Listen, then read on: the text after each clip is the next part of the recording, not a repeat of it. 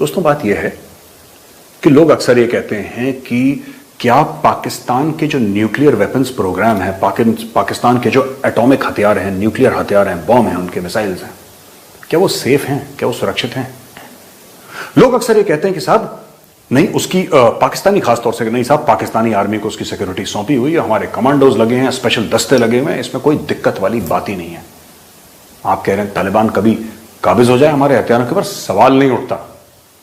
This is an extremely impossible sort of scenario. Pakistani हर समय कहते हैं, हो सकता है वो ठीक भी कह रहे हो, मैं मना नहीं कर रहा।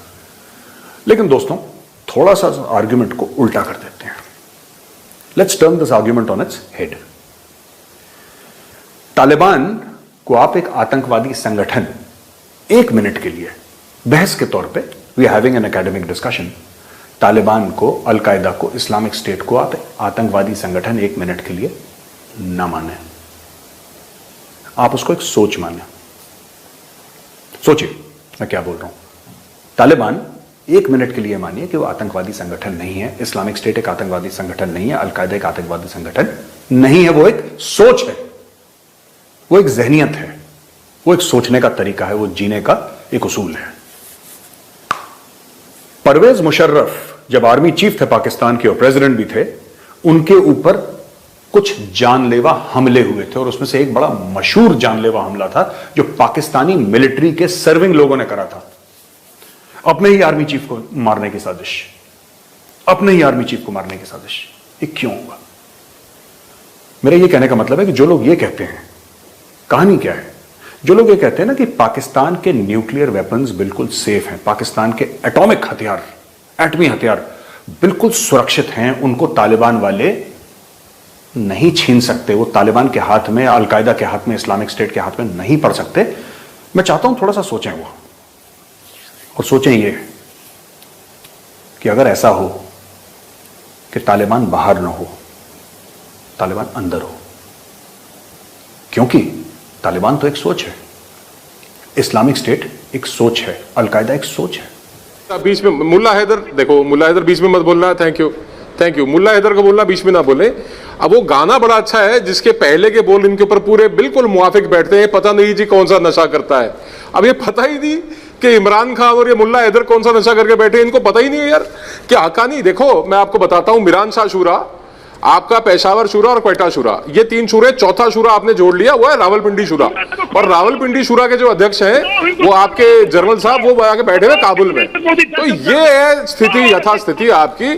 अरे चिल्लाना बंद करो मुल्ला साहब, मौलाना हैदर, मेरी बात सुनो। ये कोई आपकी तालिबान की वो कैबिनेट थोड़ी ना चल रही है कि यहाँ पे चिल्लाओगे, गोलियां चलाओगे। रुको सुनो यार, मैं आपको बताता हूं मसला कहां पे है। हक्कानी का कहना यह है कि हमने जमीनी लड़ाई लड़ी और हम राइटफुल रूलर होने चाहिए अफगानिस्तान के। मुल्ला बिरादर का ग्रुप कहता है कि अफगानिस्तान से अमेरिका को बाहर निकालने वाले, वो डिप्लोमेसी करने वाले हम हैं, कतर में, दोहा में जाके वो पीस टॉक्स को साइन करने वाले हम हैं, इसलिए हम लेजिटिमेट होने चाहिए। तालिबान ये कहता है, ये मुल्ला बिरादर जो कहता है कि ट्रंप से हमने बात करी, ये कहते हैं अफगान फोर्सेस को हमने हराया। वो कहते ये इनकी आपस में इनफाइट है, और ये इनफाइट कहां है? ये इनफाइट है इंटरिम गवर्नमेंट पे। एक कमरे के अंदर बैठ के तुम्हारा तालिबान अपनी एक कैबिनेट की मीटिंग, कबीना की मीटिंग नहीं कर सकता, मुल्क चलाएंगे। और आपको पता है आपके आईएसआई चीफ को क्यों जाना पड़ा? आपके आईएसआई चीफ को वहां जाके बैठना पड़ा इनकी आपस में सुलह सफाई कराने के लिए। मुल्ला Haider, I am proud of मुल्ला हैदर। मुल्ला हैदर हो, तुम इस बात पे मुल्ला हैदर हो। और वो जो बिन लादेन है, वो जो बिन लादेन है, जो अमेरिका में राज कर रहा है, वो जो बिन लादेन है। मुल्ला हैदर हो। मुल्ला हैदर लिखिए, मैं अपने प्राइम मिनिस्टर पे गाली बर्दाश्त नहीं करूंगा, पाकिस्तान पे तनकीद बर्दाश्त नहीं करूंगा, तालिबान पे गाली बर्दाश्त नहीं करूंगा। लिखो मुल्ला हैदर, कोई परवाह नहीं है। पाकिस्तान घटिया मुल्क है, तालिबान आतंकवादी है, पाकिस्तान घटिया मुल्क है, दो टके की औकात भी तुम्हारे मुल्क की, खराब पे जीने वाले लोगों कासा लेके निकलता है तुम्हारा वजीर आजम, भीख मांगता फिरता दुनिया में। ये तुम्हारी हकीकत है। गाली देनी है, पाकिस्तान तुम्हारे से ज्यादा घटिया कौम नहीं है। के सिन्हा साहब से कहूंगा कि के सिन्हा साहब से भी कहूंगा, कर्नल साहब से भी कहूंगा, बहुत दर्द है ना, बहुत दुख हो रहा है अफगानिस्तान का। तो चले जाए पंचेर, उनको मिलिट्री असिस्टेंस दे दें, लॉजिस्टिक सपोर्ट दे दें, दे दे उनको, क्यों नहीं आप टीवी पे बैठ के क्यों बातें करते हैं? जाए वहां पे, उनके लिए कुछ करे कोई। रमनीक मान जवाब दे रहे हैं आपको याकूब जी। याकूब जी, रमनीक मान जवाब दे रहे हैं। रमनीक मान। याकूब साहब, अब्दुल समद याकूब साहब, आपकी कौम के नुमाइंदे, आपकी कौम के लोग टीवी पे आके बार बार 3 बिलियन डॉलर करते हो। आपकी हरकतों की बदौलत आपका आधा मुल्क चला गया, 3 बिलियन डॉलर बढ़ा या आधा मुल्क बढ़ा। हम अफोर्ड कर सकते हैं 3 बिलियन डॉलर, आप अपना बाचा हुआ आधा मुल्क खोना अफोर्ड कर सकते हो? What is that stake for you? आपके स्टेक्स क्या है, जरा उसके बारे में सोचिए। और ये दूसरे यहाँ पे जो मुल्ला हैदर बैठा रखे हैं, ये मुल्ला हैदर बार बार कहते हैं कि I am proud of Taliban. किस बात का प्राउड भाई? औरतों को कोड़े मारना?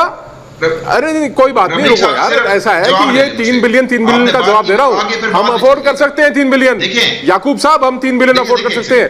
आप बालूचिस्तान खोएंगे, क्योंकि एक हिस्सा जो है क्वेटा शूरा, सुनिए, पेशावर शूरा, मीरान शाह शूरा, ये सब हकानी। सुनो यार, नहीं हमारे को फर्क पड़ता, नहीं फर्क पड़ता 3 बिलियन डॉलर से।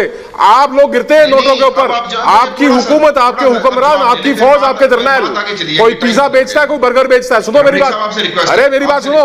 नहीं, ऐसे नहीं होगा, बीच बीच में मत चलाइए। अरे आप नेशनल पार्टी के स्पोक्स पर्सन है यार, आप एक बार थोड़ा हौसला रख के बातों सुनो। ये 3 बिलियन ऐसे पॉलिश लेके, चेरी पॉलिश लेके चमकाते रहते हो सारा दिन। अपना आधा मुल्क संभाला आपने, आपसे नहीं संभाला। और सुनिए, आज ये सरदार भविष्यवाणी कर रहा है, आपका मुल्क फिर टूटेगा और आपकी हरकतों की वजह से टूटेगा। पहले भी टूटा, दोबारा टूटेगा।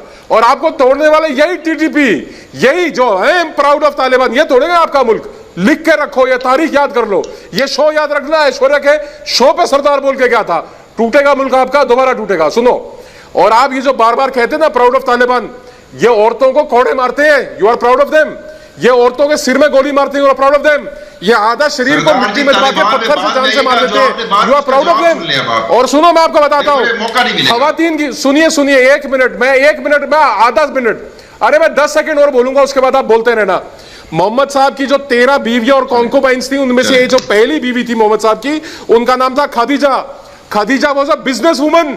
आप किस इस्लाम की बात कर रहे हो? ये तालिबान के या मुल्लाओं के इस्लाम की बात कर रहे हो? वीडियोस हैं, इररेलेवेंट वीडियोस हैं। तालिबान ने अभी तक की तमाम इंटरनेशनल मीडिया के मुताबिक वहां अमन मेंटेन किया हुआ है। देखें, आप एक दो इक्का दुक्का जाए, आप उसको इतना हाईलाइट ना करें, बल्कि हकीकत को ये फेस करें कि तालिबान जो है वो अवाम की मर्जी से आए हैं। वो तालिबान का जो अगर 80% औरतें जो है अफगानिस्तान की, वो अमेरिकन हुकूमत के दौर में भी, अशरफ गनी के दौर में भी बुर्का पहनती थी। आपको ये बात शायद पता नहीं है। दूसरी बात ये है कि इंडिया का जो मीडिया है, आपका जो मीडिया है, वो पुरानी वीडियो दिखा के अपनी पब्लिक को भी मिसगाइड कर रहा है, हमें भी मिसगाइड कर रहा है, दुनिया को भी मिसगाइड कर रहा है।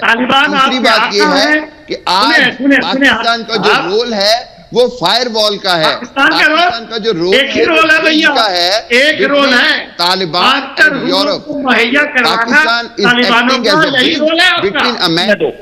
देखो, मैं इस हक में हूं कि औरतों को बाहर आना चाहिए, औरतों को काम करना चाहिए। तो फिर हमारे इस्लाम में बोलो तालिबान गलत है, बोलो तालिबान गलत है, करनी चाहिए। सुन लो ना, सुन लो, जवाब भी तामुल से सुनो।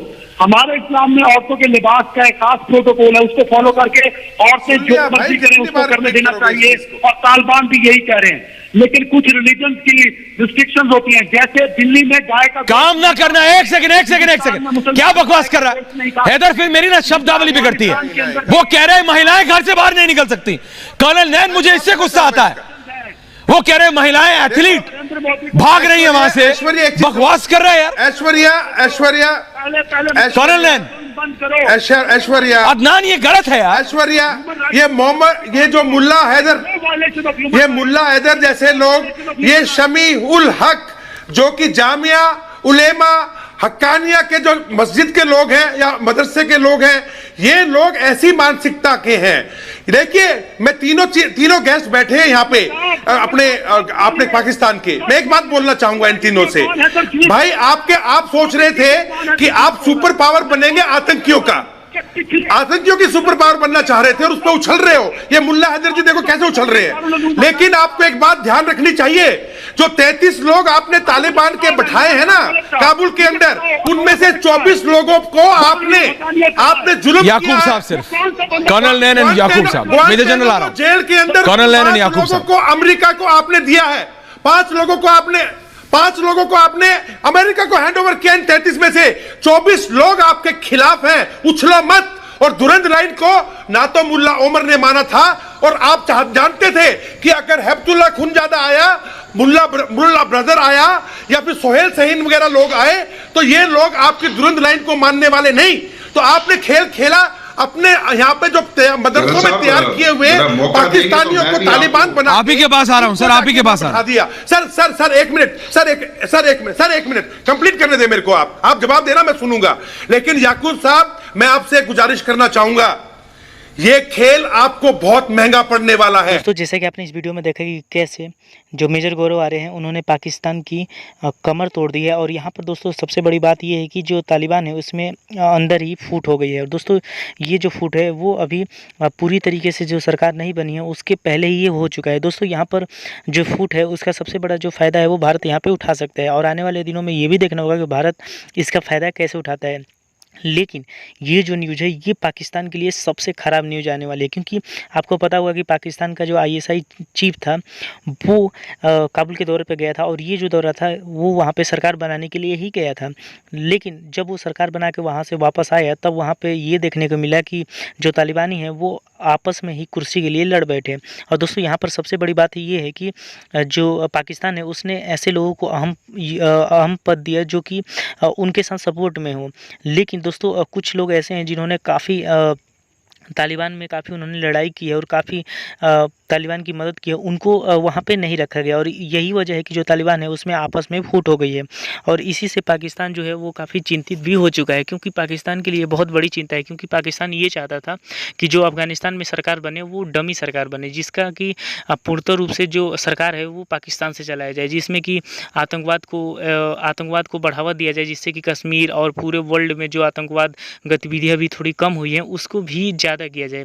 क्योंकि जो ISI चीफ है जब वो वहाँ पे पहुंचा था तो पूरी दुनिया ने भी ये सवाल उठाया था कि आखिरकार किसी देश का ISI चीफ वहाँ पे क्यों गया है। दोस्तों अगर पाकिस्तान का PM इमरान खान या फिर पाकिस्तान का आर्मी चीफ अगर वहाँ पे पहुँचता तो एक बात समझने वाली बात थी। और लेकिन जब वहाँ का ISI चीफ वहाँ पे पहुँचा तो पूरी दुनिया ने ये समझ चुकी थी कि वहाँ पर ISI चीफ क्यों गया था। और जब ISI चीफ काबुल में था तो पूरी दुनिया ने ये आवाज़ उठाया, और पूरी दुनिया से ये आवाज़ उठ रहा था कि जो पाकिस्तान कर रहा है वो काफ़ी गलत कर रहा है। क्योंकि पाकिस्तान जो है वो दूसरे मुल्क में अपनी एक अहम भूमिका के लिए वहाँ पर एक जंग चालू करना चाहता है, जिसकी वजह से वहाँ पे शांति ना हो। दोस्तों इसीलिए आपने ये भी देखा कि जो अफ़गानिस्तान के जो लोग हैं जो कि विदेशों में रहते हैं उन्होंने काफ़ी पाकिस्तान को काफ़ी भरा बुरा कहा, और पूरे वर्ल्ड में उनके खिलाफ प्रदर्शन हुए, जिसमें कि पाकिस्तानियों की नाक भी कटी। लेकिन अभी दोस्तों जो न्यूज़ आ रही है जिसमें कि ये पता चल रहा है कि जो तालिबानी है वो आपस में ही लड़ गए हैं, ये न्यूज़ कहीं ना कहीं भारत के लिए एक अच्छी न्यूज़ है, और पाकिस्तान के लिए तो इससे ख़राब न्यूज़ हो ही नहीं सकती। क्योंकि पाकिस्तान जो ये चाहता था कि सब कुछ अब अच्छा हो जाएगा और हम जो है वो यहाँ पर जो पाकिस्तान है वो यहाँ पर तालिबान की सरकार बना देगा, और उसके बाद से जो पाकिस्तान की जो सरकार है जो अफ़गानिस्तान की जो सरकार है वो पाकिस्तान के कहने पे चलेगी। अब वो यहाँ पे दिखता हुआ नज़र नहीं आ रहा है, क्योंकि तालिबान के अंदर ही फूट हो गया और वो आपस में ही लड़ाई करने लगे हैं। और दोस्तों यहाँ पर सबसे बड़ी बात है कि अमेरिका भी इस चीज़ में कूद गया, और अमेरिका ने भी कहा है कि जो भी पाकिस्तान ने किया है उसको हम चेक करेंगे, और अगर पाकिस्तान इसमें दोषी पाया जाता है। दोस्तों अमेरिका ये बात बहुत पहले भी जानता था, क्योंकि लेकिन वो उस समय इसलिए ये बातें नहीं कर रहा था क्योंकि उनके फ़ौजी जो हैं वो अफ़गानिस्तान में फंसे हुए थे। लेकिन जब वहाँ से उनके फ़ौजी निकल चुके हैं तब जो अमेरिका है उसने भी पाकिस्तान को चेतावनी दे दी है। तो दोस्तों बस आज की वीडियो में इतना ही। आई थिंक कि आप लोगों को वीडियो अच्छा लगा होगा। तो अगर आपको वीडियो अच्छा लगे तो वीडियो को लाइक और हमारे चैनल हिंदुस्तान स्पेशल को भी सब्सक्राइब कर लीजिएगा, क्योंकि हम आपके लिए ऐसी वीडियो लाते रहते हैं। तो मिलेंगे किसी न्यू वीडियो के साथ, तब तक लिए देखते रहिए हिंदुस्तान स्पेशल।